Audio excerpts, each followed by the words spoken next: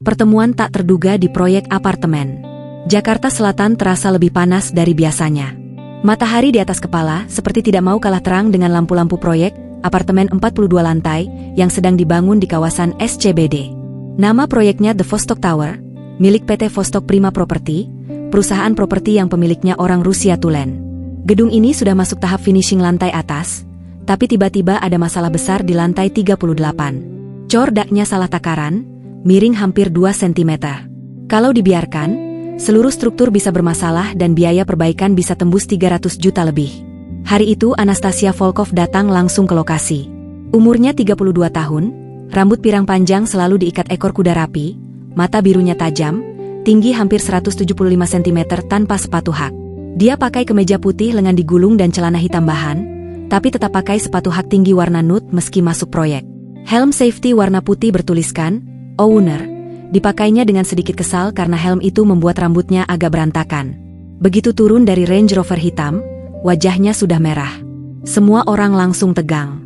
Manajer proyek, Pak Hendra, sudah berdiri di depan lift sementara tangannya gemetar memegang laporan. Para mandor dan tukang langsung menunduk, takut salah omong. Anastasia berjalan cepat menuju titik masalah. Sepatu haknya berbunyi ketok-ketok di lantai beton yang masih kasar. Dia melihat bekas cor yang baru dibobok sedikit untuk cek kekuatan.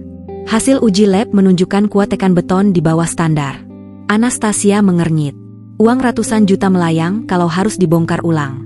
Dia menoleh ke Pak Hendra dan bertanya dengan suara dingin apa yang sebenarnya terjadi.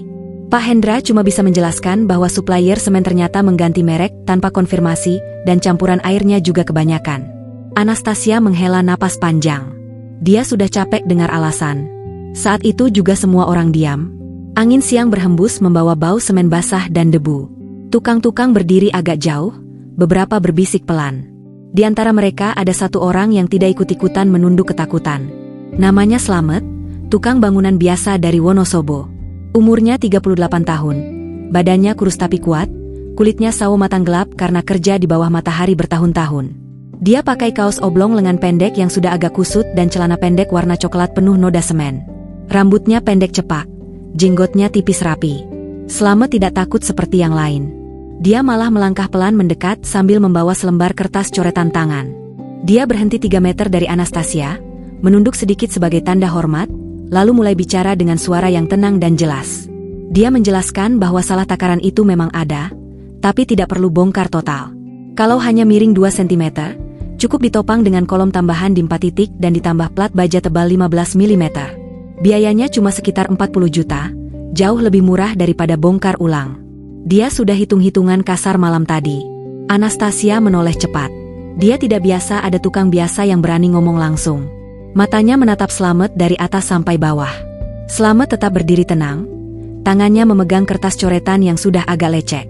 Anastasia mengambil kertas itu, membaca sebentar, lalu mengangguk pelan. Hitungannya masuk akal. Dia bertanya siapa nama orang ini. Pak Hendra buru-buru menjawab bahwa dia cuma tukang harian biasa. Tapi kepala tukang sering pakai masukan dia karena otaknya encer soal struktur. Anastasia memandang Slamet lebih lama. Orang ini tidak pakai sepatu safety, cuma sandal jepit butut, tapi cara bicaranya sopan dan tidak ada rasa takut berlebihan. Dia akhirnya mengangguk kecil dan meminta Slamet ikut ke ruang rapat sementara di kontainer proyek. Semua orang melongo. Tukang biasa diajak rapat sama owner. Di dalam kontainer ber-AC, Anastasia duduk di kursi plastik biasa sambil minum air mineral dari botol kaca.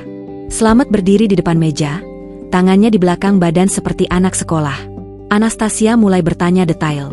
Slamet menjawab satu persatu tanpa terbata-bata. Dia bahkan menggambar ulang sketsa tambahan kolom di kertas buram yang ada di meja. Setelah 30 menit, Anastasia sudah yakin. Solusi Slamet paling cepat dan paling hemat. Hari itu juga Anastasia mengeluarkan perintah. Slamet dinaikkan jabatan jadi pengawas lapangan khusus untuk lantai 30 sampai atap. Gajinya langsung naik 3 kali lipat dari gaji tukang biasa, dari 12.000 per hari jadi 40.000 per hari plus uang makan dan transport. Semua orang kaget. Pak Hendra cuma bisa mengangguk patuh. Slamet sebenarnya ingin menolak. Dia merasa tidak pantas tiba-tiba naik jabatan. Dia bilang lebih baik tetap jadi tukang biasa saja, takut sombong. Tapi Anastasia memandangnya lagi dengan mata birunya yang tajam, tapi kali ini ada sedikit kehangatan. Dia bilang ini bukan karena kasihan, tapi karena Slamet memang punya kemampuan dan jujur. Kalau ditolak, berarti Slamet tidak menghargai keputusan bos. Slamet akhirnya mengangguk pelan. Dia cuma bilang terima kasih dan akan berusaha sebaik mungkin. Sore itu proyek kembali berjalan. Tukang-tukang lain mulai berbisik tentang Slamet yang tiba-tiba jadi orang dekat bule cantik pemilik perusahaan. Ada yang iri, ada yang senang. Slamet sendiri tetap sama. Habis maghrib dia masih ikut sholat berjamaah di mushola kecil proyek. Lalu duduk makan nasi bungkus bareng teman-temannya seperti biasa. Bedanya, sekarang di kantong celananya ada surat keputusan baru dan kartu nama sementara bertuliskan, Slamet pengawas lapangan khusus. Anastasia pulang ke apartemennya di Pantai Indah Kapuk dengan pikiran yang sedikit berbeda. Selama ini dia terbiasa orang takut atau menjilat padanya. Tapi hari ini ada orang yang bicara apa adanya, sopan, dan langsung kasih solusi tanpa banyak basa-basi. Dia tersenyum kecil saat mobilnya melaju di tol dalam kota.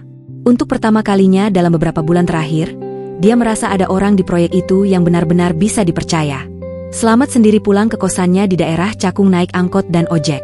Di dalam tas kreseknya ada uang lembur tambahan dan selembar kertas dari Anastasia yang berisi nomor telepon pribadi kalau ada masalah mendadak. Dia memandang kertas itu lama sekali, lalu melipatnya rapi dan menyimpannya di dompet bututnya. Malam itu dia tidur lebih nyenyak dari biasanya. Bukan karena gaji naik, tapi karena dia merasa pekerjaannya hari ini benar-benar bermanfaat. Dunia yang beda banget. Hari-hari setelah kejadian di lantai 38, suasana proyek sedikit berubah. Slamet sekarang pakai rompi kuning bertuliskan, pengawas lapangan, dan sepatu safety baru yang masih mengkilat. Teman-temannya tetap memanggil, Matt, seperti biasa, tapi ada jarak kecil yang tak terucapkan. Mereka senang Slamet naik, tapi juga takut kalau Slamet jadi sombong. Ternyata kekhawatiran itu sia-sia. Slamet tetap makan nasi bungkus bareng mereka, tetap ikut angkat besi kalau ada yang kekurangan tenaga, dan tetap sholat di baris paling depan mushola proyek. Anastasia mulai sering datang ke lokasi tanpa alasan jelas. Kadang dia bilang cuma mau cek progres, padahal laporan harian sudah dikirim tiap malam lewat email. Sebenarnya dia ingin melihat Slamet dari dekat. Dia duduk di kontainer kantor sambil minum kopi, pura-pura baca tablet, tapi matanya sesekali melirik ke arah Slamet yang sedang mengawasi pekerjaan pengecoran kolom tambahan. Slamet bekerja seperti biasa, mengukur, mencatat, memberi tanda kapur, dan sesekali membantu mengangkat triplek. Suatu siang, Anastasia turun dari kontainer dan berjalan mendekati kelompok tukang yang sedang istirahat makan siang. Semua langsung diam dan buru-buru duduk tegak. Hanya Slamet yang tetap duduk santai sambil mengunyah tempe goreng. Anastasia bertanya apa yang mereka makan hari ini. Slamet menjawab biasa saja, nasi, telur dadar, tempe, dan sambal. Anastasia minta dicicipi satu suap. Dia ambil sendok plastik dari bungkusan Slamet, makan sedikit, lalu mengangguk puas. Sejak hari itu, dia mulai suka bawa bekal sendiri dari rumah dan makan bareng di bawah pohon ketapang besar di pinggir proyek. Anastasia mulai penasaran dengan kehidupan Slamet. Suatu sore setelah jam kerja, dia minta Slamet naik ke mobilnya sebentar karena ada yang mau ditanyakan. Slamet ragu, tapi akhirnya masuk ke kursi penumpang depan Range Rover hitam itu. AC mobil dingin sekali sampai Slamet merinding. Anastasia menyetir sendiri ke arah warung makan sederhana di dekat Fatmawati. Mereka duduk di lesehan, memesan sate ayam dan es teh. Di sana, Anastasia mulai bertanya banyak hal. Slamet menjawab apa adanya. Dia lahir di Wonosobo, anak ketiga dari 5 bersaudara. Bapaknya petani tembakau, ibunya buruh cuci gosok di rumah orang. Slamet cuma tamat SMP karena harus membantu biaya adik-adik sekolah. Umur 17 tahun dia naik truk ke Jakarta dengan modal 100.000 di kantong. Awalnya jadi kuli panggul di pasar induk, kemudian masuk proyek bangunan, belajar sendiri dari nol sampai bisa baca gambar teknik. Sekarang sudah 18 tahun merantau, belum nikah karena belum punya rumah sendiri, dan belum berani menikah kalau belum bisa menafkahi dengan layak. Anastasia mendengarkan tanpa memotong. Dia sendiri mulai bercerita sedikit demi sedikit. Ayahnya pengusaha besar di Moskow, punya tambang nikel dan properti di mana-mana. Ibunya meninggal waktu Anastasia masih 7 tahun karena kecelakaan mobil. Dia besar di internat mahal di Swiss, kuliah bisnis di London, lalu balik ke Rusia mengelola aset keluarga. 3 tahun lalu dia memutuskan buka cabang di Indonesia, karena iklim investasi bagus dan orang Indonesia ramah. Dia sudah punya 3 proyek besar di Jakarta dan 1 di Bali. Pacar pernah banyak, tapi kebanyakan hanya suka uang dan gaya hidupnya. Hubungan terakhir putus karena cowoknya ketahuan selingkuh dengan model di Dubai. Slamet cuma mengangguk-angguk. Dia tidak tahu harus berkomentar apa. Dunia Anastasia terlalu jauh dari kehidupannya yang hanya tahu semen, besi, dan gaji harian. Hari berikutnya, Anastasia mulai lebih sering ngobrol sama Slamet. Kadang dia datang pagi-pagi bawa kopi untuk semua tukang, tapi gelas untuk Slamet selalu yang paling besar. Kadang dia minta Slamet antar ke supplier material di Cikupa, karena dia percaya Slamet tidak akan menerima suap. Slamet selalu menolak uang bensin tambahan, katanya sudah digaji cukup. Suatu malam hujan deras mengguyur Jakarta sejak jam 3 sore. Petir menyambar-nyambar, proyek langsung diliburkan karena bahaya. Semua tukang buru-buru pulang naik motor atau angkot. Hanya Slamet yang tetap tinggal. Dia khawatir kolom tambahan yang baru dicor tadi pagi belum cukup kuat menahan air hujan deras. Dia pakai jas hujan plastik, naik ke lantai 38 sendirian, memasang terpal tambahan dan membuang air yang menggenang. Anastasia yang tadinya sudah di rumah di PIK, melihat CCTV proyek dari ponselnya. Dia lihat ada 1 orang masih bekerja sendirian di tengah hujan. Dia langsung tahu itu Slamet. Tanpa pikir panjang, dia nyetir sendiri ke proyek, bawa 2 kotak nasi padang dan payung besar.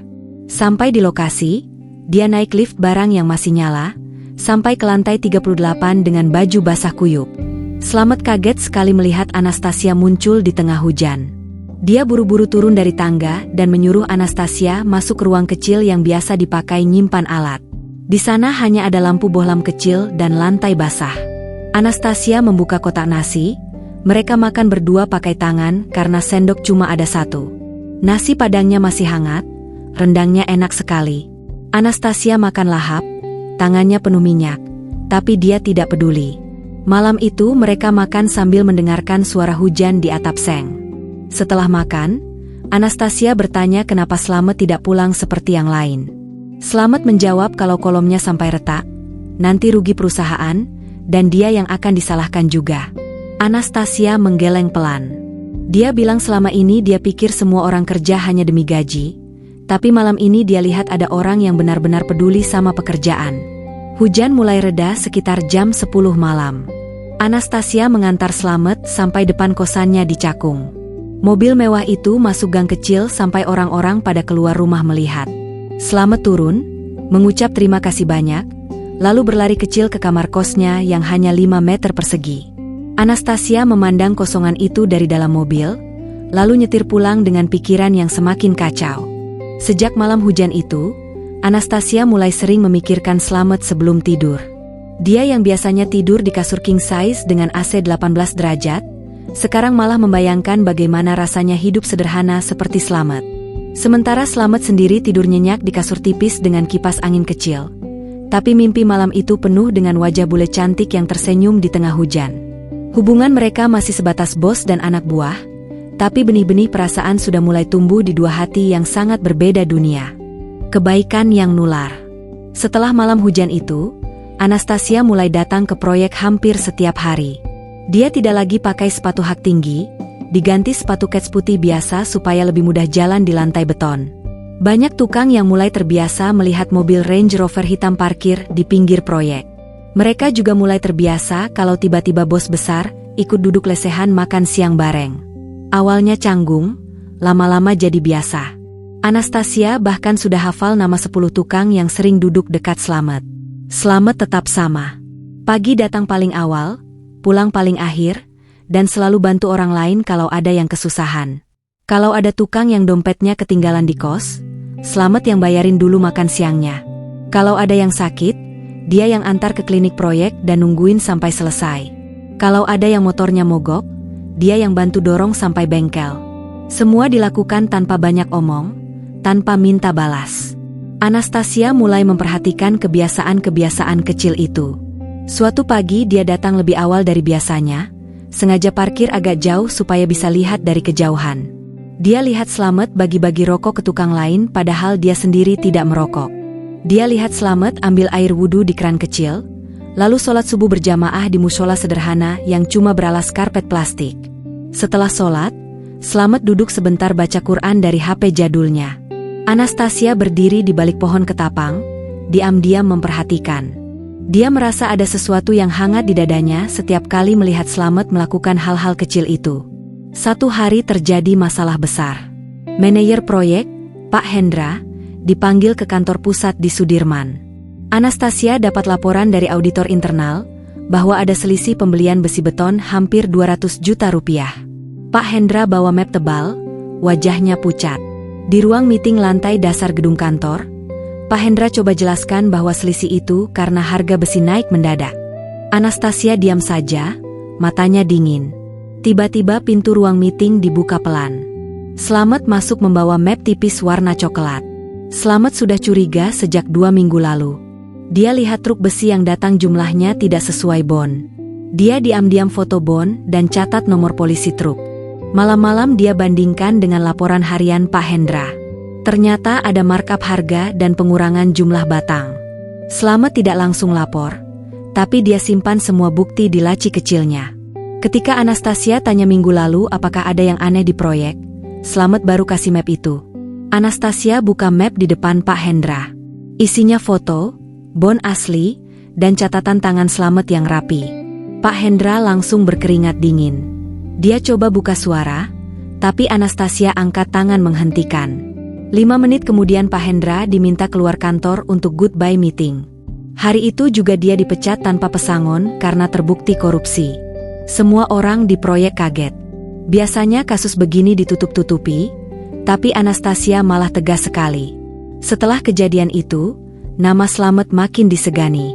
Tapi dia tetap rendah hati. Malah dia yang minta maaf ke teman-teman kalau Pak Hendra dipecat karena laporannya. Dia bilang itu demi kebaikan bersama, supaya proyek selesai tepat waktu dan gaji semua aman. Anastasia semakin sering ngobrol sama Slamet di sela-sela kerja. Dia mulai tanya-tanya soal agama Islam yang selama ini cuma dia tahu dari berita. Slamet jawab pelan-pelan, tidak memaksa, cuma menjelaskan kalau intinya Islam itu mengajarkan kejujuran, sabar, dan tolong-menolong. Anastasia mulai suka pakai kata, Alhamdulillah, kalau ada hal baik, dan Assalamualaikum, kalau masuk mushola proyek ikut Slamet sholat Jumat. Dia juga mulai berubah tanpa disadari. Dulu kalau ada karyawan kantor salah, dia langsung marah dan potong gaji. Sekarang dia lebih sabar, tanya dulu kenapa salahnya. Dia juga mulai diam-diam bayarin sekolah anak tukang-tukang yang orang tuanya susah. Ada yang anaknya mau masuk SMA tapi tidak ada biaya, Anastasia transfer langsung ke rekening sekolah tanpa bilang siapa yang bayar. Yang tahu cuma Slamet, karena dia yang kasih daftar nama. Satu sore, Anastasia duduk di pondok kecil proyek sambil minum es teh manis dari kantin. Dia lihat Slamet lagi bantu tukang lain bersihin besi sisa. Dia panggil Slamet, suruh duduk sebentar. Anastasia tanya apa impian terbesar Slamet dalam hidup ini. Slamet diam lama, lalu jawab pelan bahwa dia cuma pengen naik haji atau umroh sekali seumur hidup. Tapi tahu sendiri gajinya tidak akan cukup sampai tua. Anastasia tidak langsung jawab. Dia cuma mengangguk dan memandang langit Jakarta yang mulai jingga. Malam itu dia pulang ke apartemennya, buka laptop, dan mulai cari paket umroh termahal yang ada. Dia cari hotel bintang 5 dekat Masjidil Haram, pesawat business class, dan mutawif pribadi. Total biayanya hampir 300 juta untuk 2 orang. 2 hari kemudian, Anastasia datang pagi-pagi ke proyek. Dia bawa amplop coklat besar. Dia tunggu Slamet selesai sholat subuh, lalu panggil ke kontainer kantor. Di dalam, dia kasih amplop itu ke Slamet. Slamet buka perlahan, matanya langsung membelalak. Di dalamnya tiket pesawat Jakarta Jeddah pulang pergi business class, voucher hotel, dan visa umroh atas nama Slamet dan Anastasia Volkov sendiri. Slamet berdiri mematung. Dia tidak tahu harus bilang apa. Dia cuma pegang amplop itu erat-erat. Tangannya gemetar. Anastasia cuma bilang satu kalimat singkat. Dia mau nganter Slamet umroh karena selama ini Slamet yang sudah mengajarkan banyak hal baik kepadanya. Slamet mau nolak. Katanya tidak pantas, terlalu mahal, dan dia malu kalau sampai orang kampung tahu. Anastasia cuma geleng kepala. Dia bilang ini bukan sedekah, ini balas budi dari hati ke hati. Malam itu Slamet telepon ibunya di Wonosobo. Suaranya bergetar menceritakan bahwa dia akan umroh bulan depan diantar sama bosnya sendiri. Ibunya langsung nangis di telepon, campur senang dan takut. Tetangga-tetangga pada heboh. Ada yang bilang pasti bule itu mau nipu tanah warisan, ada yang bilang pasti mau dijadikan suami kedua. Slamet cuma dia mendengarkan semua omongan itu. Anastasia sendiri di apartemen mewahnya duduk di balkon sambil memandang lampu-lampu Jakarta. Dia pegang paspornya yang baru ditambah visa umroh. Dia tidak peduli omongan orang. Yang dia tahu, dia mau melakukan sesuatu yang benar-benar berarti untuk orang yang sudah mengubah cara dia memandang hidup. Proyek tetap jalan seperti biasa. Tapi sekarang semua orang tahu, tukang biasa dari Wonosobo itu akan berangkat ke Tanah Suci bareng bos bule cantik yang tajir melintir. Dan semua itu hanya karena satu alasan sederhana. Slamet orang yang berakhlak baik. Persiapan umroh penuh drama. Sisa 1 bulan sebelum keberangkatan, hidup Slamet berubah total. Kosannya yang biasanya sepi sekarang ramai setiap malam. Teman-teman tukang pada datang minta cerita, tetangga kos pada minta difoto bareng, bahkan ada yang bawa HP minta foto Anastasia yang pernah lewat sekali 2 kali. Slamet cuma geleng-geleng kepala. Dia tetap kerja seperti biasa, tapi sekarang tiap pulang malam pasti ada 5-6 orang nunggu di teras kos. Anastasia mengurus semuanya sendiri. Dia ke Kedutaan Arab Saudi di Jakarta 2 kali, untuk pastikan visa cepat keluar. Dia booking suite room di Hotel Abraj Al Bait, kamar yang jendelanya langsung menghadap Ka'bah. Tiket business class untuk 2 orang, kursi sebelahan. Dia juga pesan mutawif pribadi, ustadz muda yang bisa bahasa Inggris supaya lebih mudah komunikasi. Semua dibayar pakai kartu hitam yang limitnya tidak pernah habis. Slamet malah tambah pusing. Dia belum pernah naik pesawat, apalagi kelas bisnis. Dia latihan pakai sepatu baru yang dibelikan Anastasia, sepatu kulit coklat yang harganya sama dengan gaji setahunnya. Dia takut salah langkah, takut malu-maluin. Setiap malam dia sholat istikharah minta petunjuk. Takut ini semua cuma mimpi atau ada maksud lain dari Anastasia. Di kampung Wonosobo, berita sudah menyebar sampai ke desa tetangga. Ibu Slamet tiap hari ditanya orang. "Benar Bu, Slamet mau umroh bareng bule?" Ibunya cuma bisa jawab iya sambil tersenyum, tapi dalam hati deg-degan. Bapaknya malah diam saja, cuma bilang supaya anaknya hati-hati jangan sampai terbawa arus dunia. Adik-adik Slamet minta dibelikan oleh-oleh kurma dan air zam-zam 1 dram. Anastasia tahu Slamet gelisah. Suatu hari Sabtu pagi dia nyetir sendiri ke kosan Slamet di Cakung.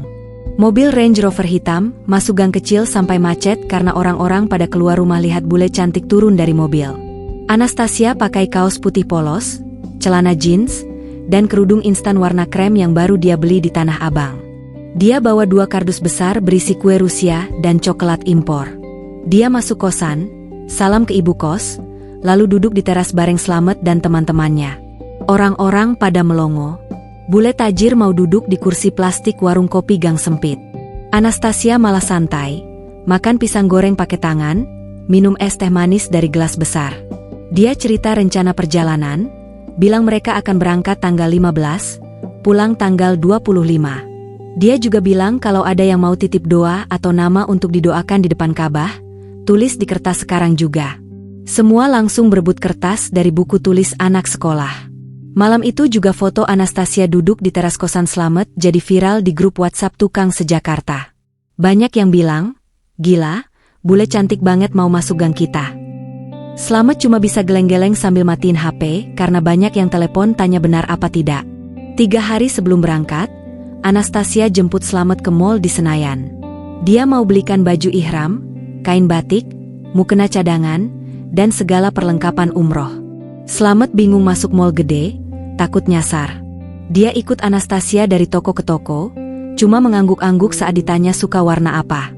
Akhirnya semua dibayar Anastasia, total hampir 15 juta. Slamet pegang kantong belanjaan besar, tangannya gemetar. Dia bilang terlalu banyak, tapi Anastasia cuma jawab ini semua keperluan, bukan pamer. Malam sebelum berangkat, Slamet tidak bisa tidur. Dia duduk di lantai kamar kos, buka koper baru yang masih bau plastik. Di dalamnya ada kain ihram putih bersih, kopiah hitam, sarung, baju koko, dan paspor yang dijepit rapi. Dia buka paspor, lihat visa umroh yang stempelnya gede dan warna emas. Dia cium paspor itu pelan-pelan, lalu sujud syukur sampai nangis. Teman sekamarnya pada pura-pura tidur, tapi sebenarnya ikut terharu. Anastasia sendiri di apartemennya juga tidak bisa tidur. Dia duduk di sofa sambil pegang kerudung putih panjang yang baru dibeli. Dia belum bilang ke siapa-siapa bahwa dia berniat belajar Islam lebih serius selama di sana. Ayahnya di Moskow sudah telepon 2 kali, marah kenapa anaknya mau ke Arab Saudi bareng tukang bangunan. Anastasia cuma jawab ini urusan pribadi, dan dia sudah dewasa. Pagi hari keberangkatan, Anastasia jemput Slamet jam 3 subuh.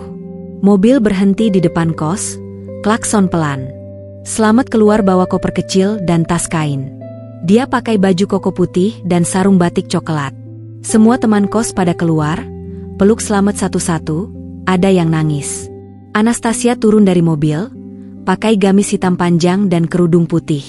Dia ikut salam-salaman sama semua orang, lalu bantu Slamet masukin koper ke bagasi. Perjalanan ke Bandara Soekarno-Hatta makan waktu 1 jam. Di dalam mobil, Slamet diam saja, tangannya memegang tasbih kayu. Anastasia nyetir sambil sesekali lihat ke samping. Dia lihat Slamet gelisah, lalu pegang tangan Slamet sebentar untuk menenangkan. Slamet kaget, tapi tidak menarik tangan. Mereka diam sampai masuk parkiran bandara. Check-in business class cepat sekali. Petugas bandara langsung antar ke lounge khusus. Slamet bingung lihat sofa kulit dan makanan gratis. Dia cuma ambil air mineral dan duduk di pojok. Anastasia duduk di sebelahnya, makan roti kecil sambil senyum.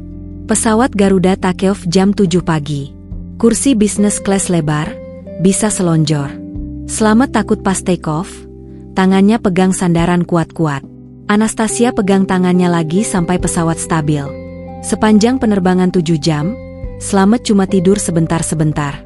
Anastasia kasih tablet supaya Slamet bisa nonton film. Tapi Slamet cuma buka mushaf digital dan baca Al-Quran sampai habis.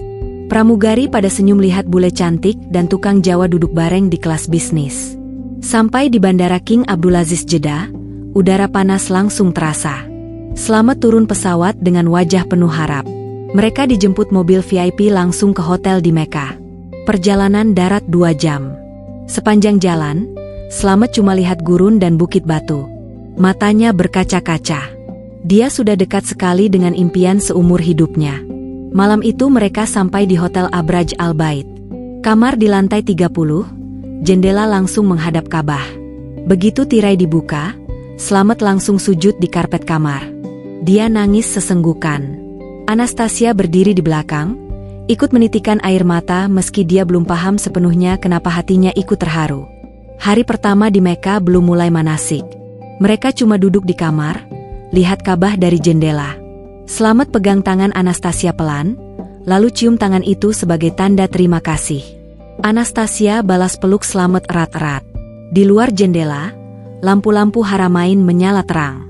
Di dalam kamar, 2 hati dari dunia berbeda mulai terhubung lebih erat dari sebelumnya. Perjalanan Jakarta, Jeddah, Mekah.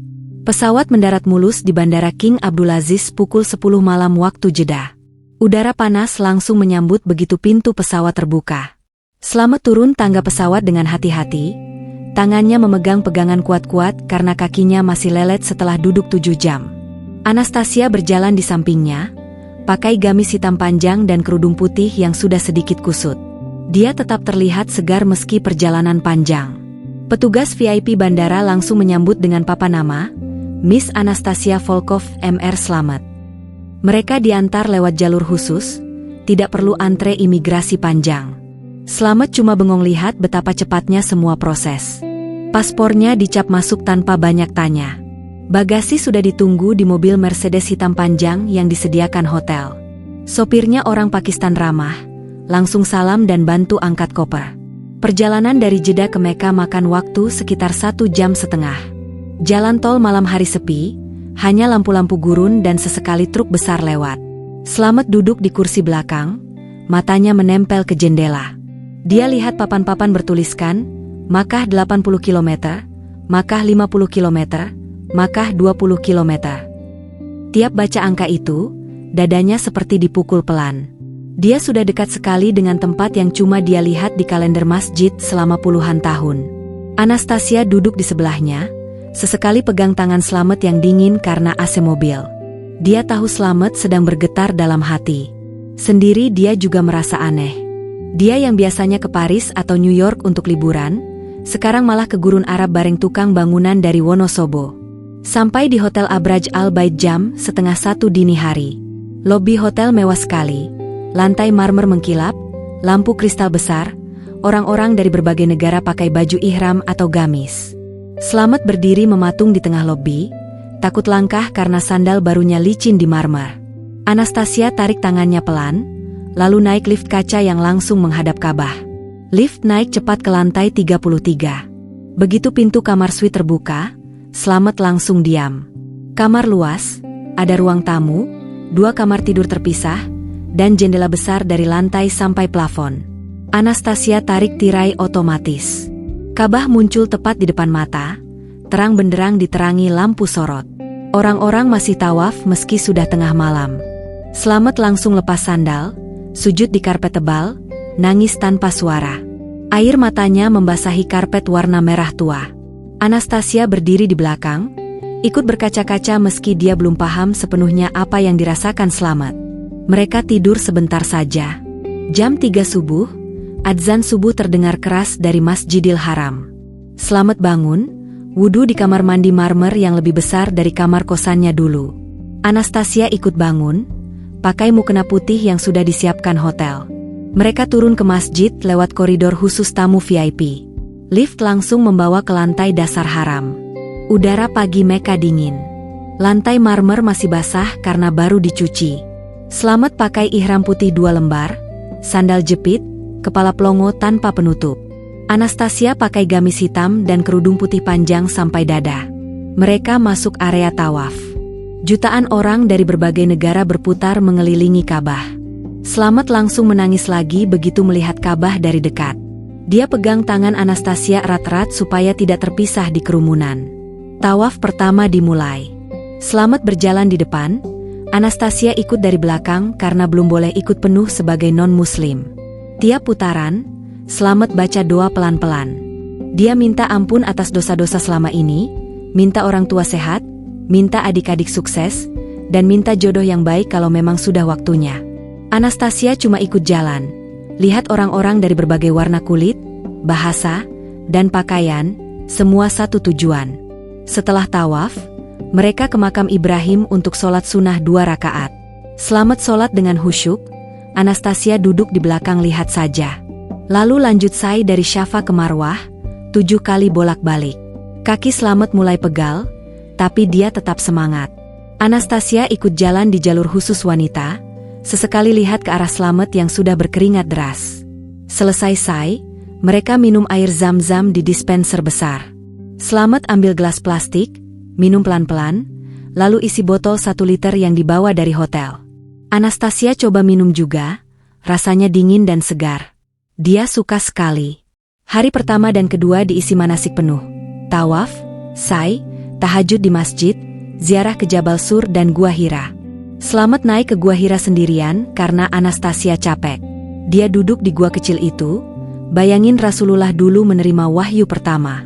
Dia nangis lagi, minta jadi hamba yang lebih baik. Malam ketiga, mereka duduk di rooftop hotel setelah Isya. Kota Mekah terlihat jelas dari atas, lampu-lampu menyala sampai jauh. Slamet cerita banyak hal tentang Islam yang dia tahu dari kecil. Anastasia mendengarkan serius. Dia tanya kenapa Islam melarang riba, kenapa harus sholat 5 waktu, kenapa wanita pakai hijab. Slamet jawab satu-satu dengan bahasa sederhana, pakai contoh kehidupan sehari-hari. Tiba-tiba Anastasia diam lama. Lalu dia pegang tangan Slamet, tatap mata Slamet dalam-dalam. Dia bilang kalau dia serius ingin masuk Islam, apakah Slamet mau jadi saksinya? Slamet kaget sampai mulutnya terbuka. Dia cuma bisa mengangguk pelan. Anastasia tersenyum, matanya berkaca-kaca. Malam itu mereka tidak tidur. Mereka duduk di rooftop sampai subuh, ngobrol tentang hidup, tentang Tuhan, tentang masa depan. Adzan subuh berkumandang lagi. Slamet ajak Anastasia turun ke masjid. Di sudut masjid yang sepi, di depan Ka'bah yang masih ramai orang tawaf, Anastasia mengucapkan syahadat dengan suara pelan tapi tegas. Slamet jadi saksi satu-satunya. Mereka berdua nangis. Orang-orang di sekitar cuma melirik sebentar, lalu lanjut tawaf lagi. Hari terakhir di Mekah, mereka tawaf wada. Tawaf perpisahan. Selamat cium Hajar Aswad dari jauh. Anastasia ikut cium tangan lalu tempelkan ke Hajar Aswad lewat celah kerumunan. Mereka keluar dari masjid dengan hati penuh. Selamat sudah tidak lagi tukang bangunan biasa. Anastasia sudah tidak lagi bule kaya yang kesepian. Mereka pulang ke hotel, packing barang, lalu naik mobil ke Jeddah lagi untuk penerbangan pulang. Di pesawat bisnis kelas pulang, Selamat tidur nyenyak pertama kalinya selama perjalanan. Anastasia lihat wajah Selamat yang tenang, lalu pegang tangan itu sepanjang penerbangan. Di dalam hati masing-masing, mereka tahu, perjalanan ini bukan akhir, tapi awal dari sesuatu yang jauh lebih besar. Hati yang akhirnya terbuka. Hari-hari terakhir di Mekah terasa berbeda. Anastasia sekarang pakai kerudung putih panjang setiap keluar kamar, rambut pirangnya tidak lagi terlihat.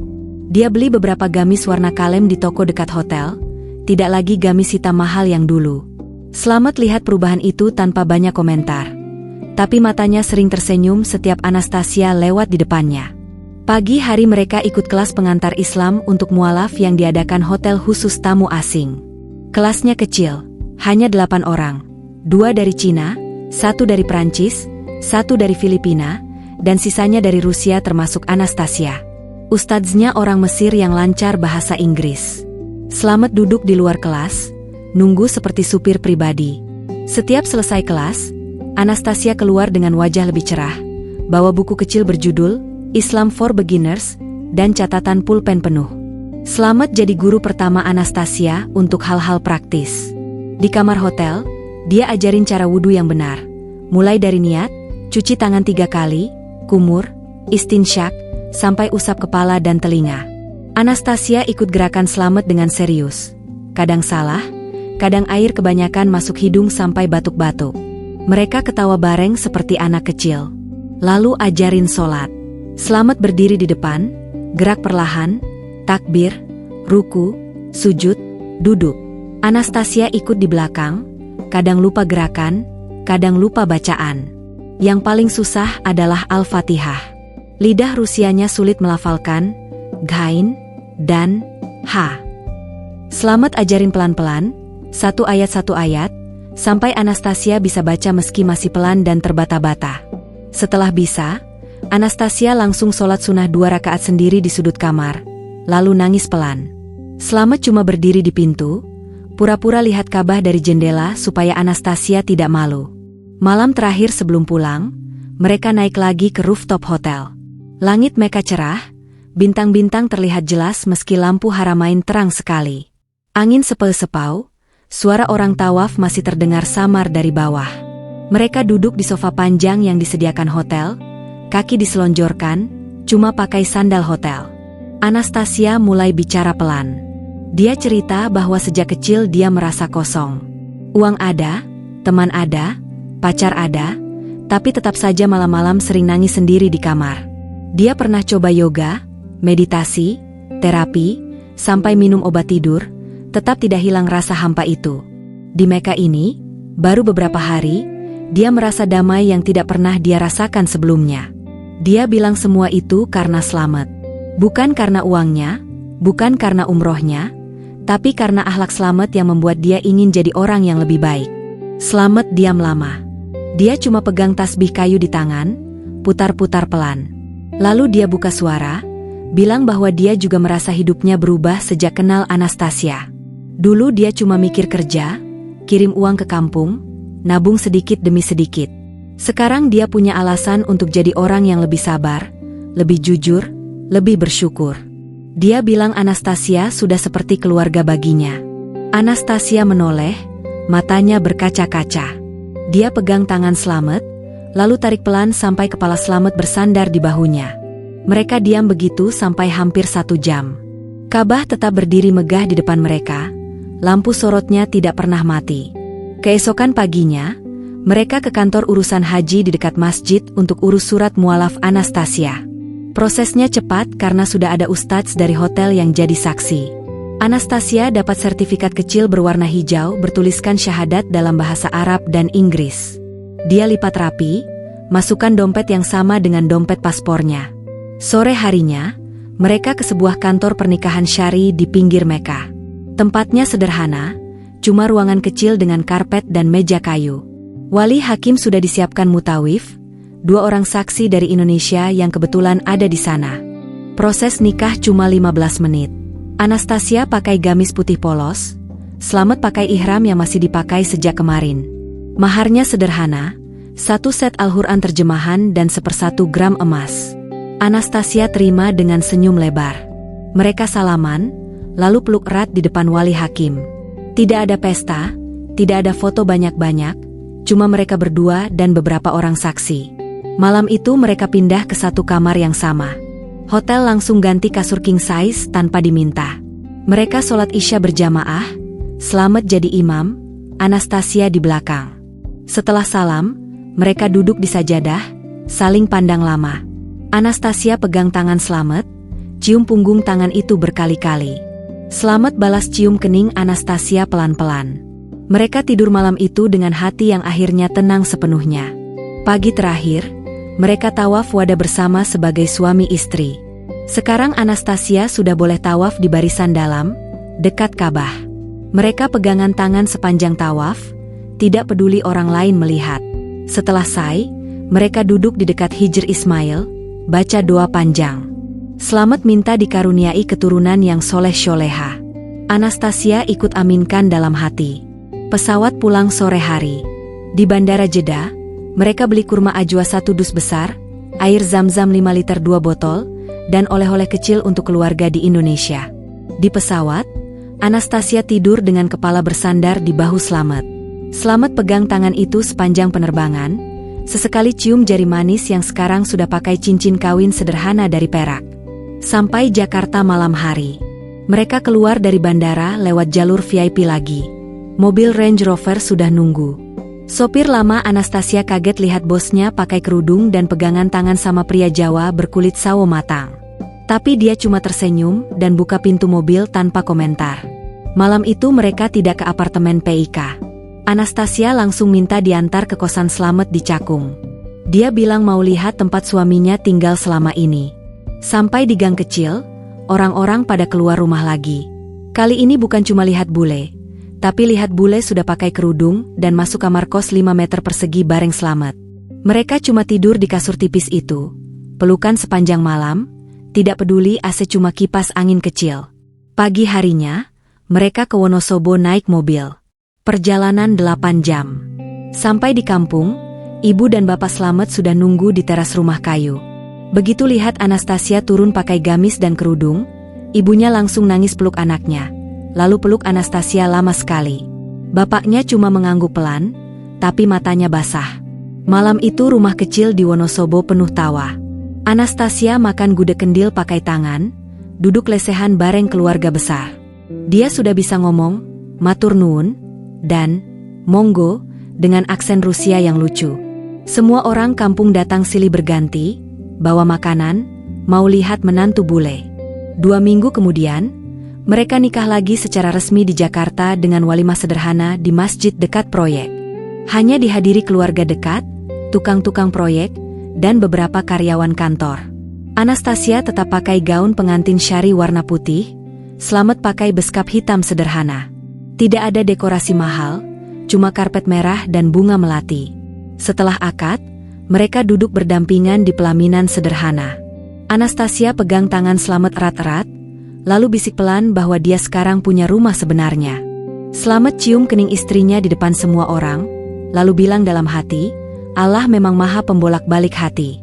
Pulang ke Jakarta, hidup baru. Pesawat mendarat di Soekarno-Hatta jam 7 malam. Langit Jakarta sudah gelap, lampu kota berkelap-kelip seperti biasa. Anastasia dan Slamet keluar dari terminal VIP dengan koper kecil dan 2 botol zam-zam besar. Anastasia sekarang selalu pakai kerudung lebar warna pastel, rambut pirangnya benar-benar tidak kelihatan lagi. Slamet pakai kemeja koko putih lengan pendek dan celana bahan hitam, sandal jepitnya diganti sepatu kets biasa. Mereka langsung ke apartemen Anastasia di Pantai Indah Kapuk. Selama 2 minggu pertama, Slamet masih bingung di rumah seluas 400 meter persegi itu. Dia takut duduk di sofa kulit putih, takut nyalain TV layar besar, takut buka kulkas gede yang penuh makanan impor. Anastasia cuma ketawa, tarik tangan Slamet, ajak duduk bareng di karpet tebal sambil makan nasi uduk pesan online. Hari ketiga, Anastasia bawa Slamet ke kantor pusat di Sudirman. Semua karyawan sudah tahu kabar nikah mereka dari grup WhatsApp kantor. Ada yang kaget, ada yang senyum, ada yang pura-pura sibuk. Anastasia masuk ruang rapat direksi, perkenalkan Slamet sebagai suami sekaligus penasihat khusus proyek. Beberapa direktur melongo, tapi Anastasia cuma bilang singkat, keputusan sudah final, tidak perlu dibahas lagi. Slamet menolak keras jadi direktur atau duduk di kantor ber-AC. Dia minta tetap ke proyek setiap hari, cuma sekarang naik mobil bersama Anastasia. Pagi jam 5 mereka berangkat bareng, Anastasia masuk kantor pusat, Slamet lanjut ke lokasi Vostok Tower yang tinggal finishing 3 lantai lagi. Dia tetap pakai rompi kuning, sepatu safety, dan helm putih. Bedanya, sekarang di saku rompinya ada kartu nama baru, Slamet kepala tukang senior penasehat akhlak proyek. Anastasia mulai ubah banyak hal di perusahaan. Musola kantor yang dulu kecil dan jarang dipakai diperbesar, dikasih karpet baru, AC, dan air mineral gratis. Setiap Jumat dia ikut sholat berjamaah di masjid dekat kantor, pakai mukena putih polos. Karyawan wanita mulai banyak yang ikut-ikutan pakai kerudung, meski tidak diwajibkan. Anastasia juga buat aturan baru. Setiap ada keuntungan proyek, 10% langsung disalurkan ke beasiswa anak tukang dan pembuatan masjid kecil di lokasi proyek baru. Di proyek Vostok Tower, Slamet bangun masjid kecil dari beton sisa. Luasnya cuma 5 x 8 meter, tapi cukup untuk 5 saf. Setiap zuhur dan asyar, tukang-tukang pada sholat berjamaah. Slamet jadi imam tetap. Setelah sholat, dia kasih ceramah pendek 5 menit tentang kejujuran, sabar, dan syukur. Banyak tukang yang dulu suka bolos atau curi material kecil, sekarang mulai berubah. Mereka bilang malu kalau ketahuan Slamet. 3 bulan setelah pulang, Anastasia hamil. Dokter kandungan di RS Pondok Indah bilang usia kandungan 6 minggu. Slamet nangis di ruang dokter sampai perawat kasih tisu. Malam itu mereka duduk di balkon apartemen, lihat lampu kota. Anastasia pegang perut yang masih rata, bilang ingin anaknya lahir di bulan Ramadan supaya jadi anak yang penuh berkah. Slamet cuma peluk istrinya lama sekali. Kehamilan membuat Anastasia lebih sering di rumah. Dia tetap kerja, cuma sekarang dari rumah pakai laptop. Slamet pulang setiap sore bawa buah dan susu, masak sayur bayam atau tempe goreng sendiri di dapur mewah yang dulu cuma dipakai pembantu. Anastasia suka sekali makan masakan suaminya, meski kadang terlalu asin atau kurang matang. 9 bulan kemudian, anak perempuan mereka lahir di hari Jumat pagi. Berat 3,2 kilo, kulitnya putih agak sawo matang, matanya biru seperti ibunya. Mereka kasih nama Aisyah Volkov Slamet. Aisyah langsung diakikahi dengan 2 ekor kambing. Dagingnya dibagi ke anak yatim dan tetangga kosan lama Slamet di Cakung. Rumah di PIK mulai ramai. Ibu dan bapak Slamet pindah ke Jakarta, tinggal di kamar lantai bawah. Ibu Slamet senang sekali bisa bantu jaga cucu, masak makanan kampung setiap hari. Ayah Anastasia datang dari Moskow pertama kali setelah tahu punya cucu. Dia awalnya kaget lihat menantunya tukang bangunan. Tapi setelah 3 hari makan gudeg dan sholat berjamaah bareng Slamet, dia mulai tersenyum dan peluk menantunya sebelum pulang. Setahun setelah Aisyah lahir, Anastasia buat yayasan baru bernama Yayasan Akhlak Baik. Dana awalnya dari keuntungan proyek Vostok Tower yang selesai tepat waktu dan untung besar. Yayasan itu kasih beasiswa umroh setiap tahun untuk 10 tukang bangunan atau pekerja kasar yang punya akhlak baik, dipilih lewat rekomendasi mandor dan masjid setempat. Penerima pertama adalah tukang cat dari proyek lama yang selalu sholat tepat waktu dan tidak pernah mabuk. Slamet tetap kerja di proyek sampai anak kedua lahir, cowok, diberi nama Muhammad Ali Volkov Slamet. Baru setelah itu dia pindah kerja jadi pengawas semua proyek baru, tapi tetap turun ke lapangan, tidak mau duduk di kantor. Anastasia sudah serahkan operasional perusahaan ke CEO baru, dia sendiri cuma pegang strategi besar dan yayasan. Setiap tahun di bulan pernikahan mereka, Anastasia dan Slamet umroh lagi. Kadang berdua saja, kadang bawa anak-anak dan orang tua. Tiket selalu business class, hotel tetap yang sama dengan view Ka'bah. Mereka tawaf bareng, Pegangan tangan seperti dulu, cuma sekarang ada Aisyah dan Ali kecil yang ikut lari-lari di lantai marmer. Suatu malam, di rooftop hotel yang sama seperti dulu, mereka duduk berdua setelah anak-anak tidur di kamar. Anastasia lihat Kabah yang tetap berdiri kokoh, lalu pegang tangan Slamet. Dia bilang dulu dia cuma punya uang banyak tapi hati kosong. Sekarang dia punya suami yang sederhana, anak-anak yang lucu, keluarga besar yang hangat, dan iman yang membuat hidupnya penuh makna.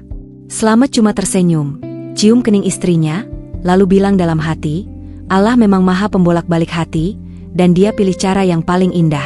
Jakarta tetap macet, panas, dan ramai. Tapi di dalam mobil hitam yang melaju pelan setiap pagi, ada keluarga kecil yang selalu baca doa keluar rumah bareng, saling pegang tangan, dan tersenyum setiap lihat satu sama lain.